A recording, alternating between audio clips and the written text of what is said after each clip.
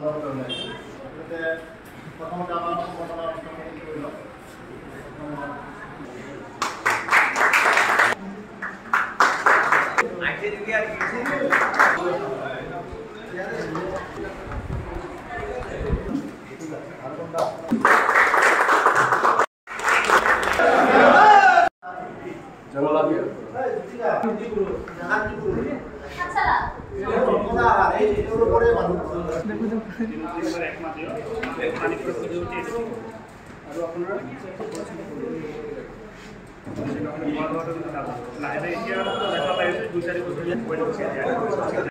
ৰাষ্ট্ৰীয় বজৰং দল বৰপেটা জিলাৰ উদ্যোগত আৰু গুৱাহাটী শংকৰদেৱ নেত্ৰালয়ৰ সহযোগত আমি ঠায়ে ঠায়ে বিনামূলীয়াকৈ চকু চিকিৎসা শিবিৰৰ আয়োজন কৰি আহিছোঁ।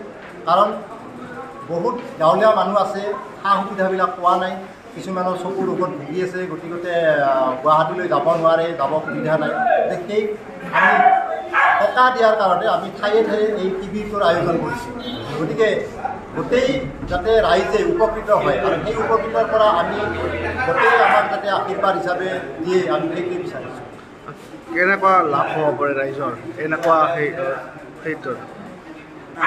গতিকে এই সুযোগতে এটা আৰু আমি জনাবলৈ পাই সুখী হৈছোঁ যে ইয়াতে যিবিলাক চকুৰ ৰোগী আছে বা আহিছে, ইয়াতে বিনামূলীয়াকৈ সম্পূৰ্ণ অস্ত্ৰোপচাৰৰ ব্যৱস্থা আছে, অনা নিয়া সম্পূৰ্ণ বিনামূলীয়া।